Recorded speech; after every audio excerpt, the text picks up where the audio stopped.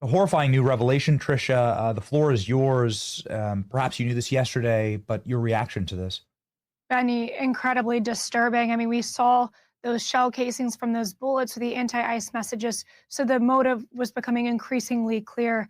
And then to hear about the handwritten notes where he's wishing for terror and to bring terror to ICE agents, that this does look like it was directly inspired by your friend and so many people's hero, Charlie Kirk.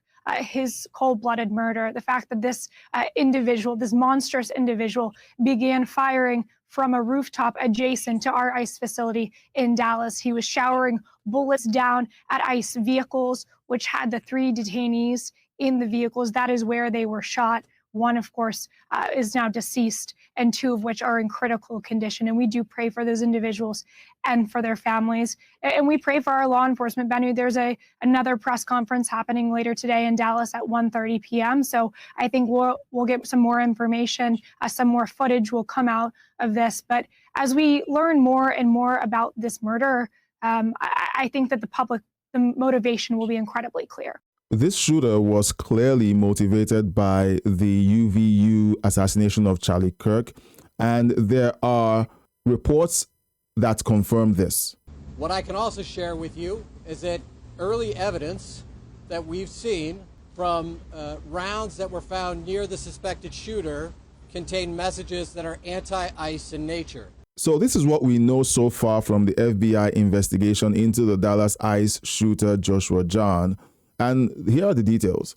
He downloaded a list of DHS facilities, repeated searches of the Charlie Kirk shooting, clearly to learn and to copy the methodology that the shooter of Charlie Kirk used in assassinating him, tracked ICE agent movements through apps. And one of those apps, of course, must have been the Stop ICE app, which people claim that it was meant to be for the safety of the society. And ICE repeatedly said these apps put their agents at risk. Well, now that a shooter has killed an immigrant, of course, the mainstream media is trying to pin it on ICE and say, well, this is a MAGA shooter who hates immigrants. That's why the immigrants were shot. This was a sniper shooting from a far distance at ICE vehicles. You can't just assume by that what was written on that shell casing that that's necessarily his motivation. He could have been doing that to thinking it was funny, trying to put law enforcement on the wrong track. This is where when you analyze the person's phone, computer, talk to his family and friends, that you get an idea of what his motivation perhaps really was. You can't make this up. At every turn, they refuse to take responsibility for the divisive rhetoric that they continue to spew out of their networks.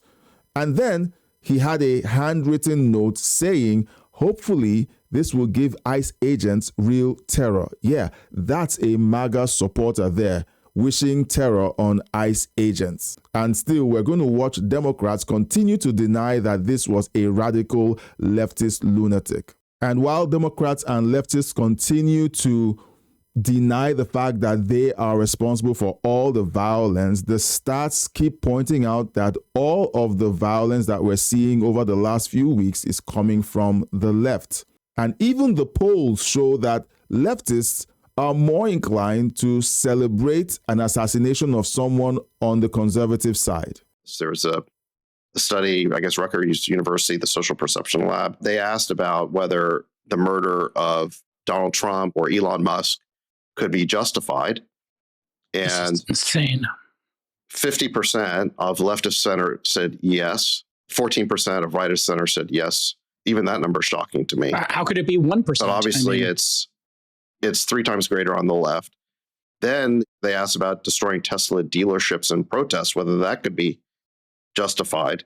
And roughly 60% of leftist center said yes, and 23% of right of center said yes. So there is, I think, an increasing view on the part of young people, and this also coincides with similar declines in respect for the value of free speech. They've been polling people of all different age groups and different political parties for many, many years on whether they believe in free speech. And those numbers have been on the decline, again, particularly among young people.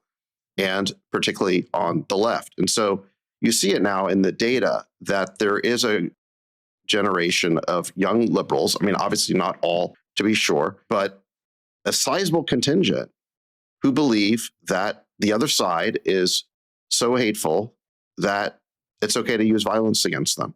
And there you have it. It's in the data. And of course, you will have leftists like Mehdi Hassan claiming that the data is wrong and that all of the violence is coming from the right. And of course, you will have all the Democrat operatives saying the same thing, like the AOCs and the Jasmine Crockett's of the world. Clearly, something has shifted in the ethos of the American society, and it needs to be addressed urgently.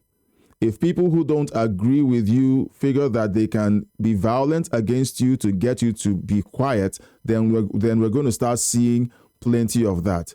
This is a scene from Tennessee State University when conservatives attempted to go to have a conversation with them.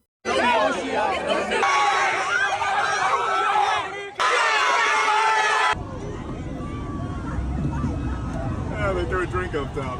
Oh my gosh, they threw a drink up top. Yeah. Oh, whoa. Did somebody just throw something in our car? Arrest. They just tried to hit the car. They're still hitting the car. Whoa! That was loud.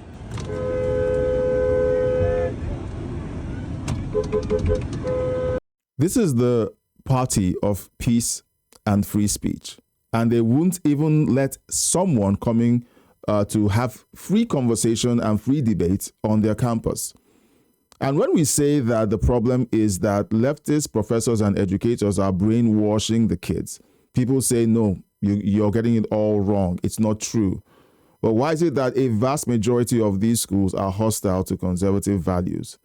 There's only one reason that can happen, and that is that they are being fed this in the classrooms. Well, thanks for watching this long. And if you watched up to this point, I consider you a super fan. Please consider subscribing, liking, and sharing this video. And if you can, please consider donating to the channel by sending us a super thank. You can also join the membership and become a part of the Crossroads family by joining the membership using the link in the description of this video or in the pinned comments. It helps us out a whole lot and keeps us independent. Well, until next time, God bless you, and I'll see you on the next one.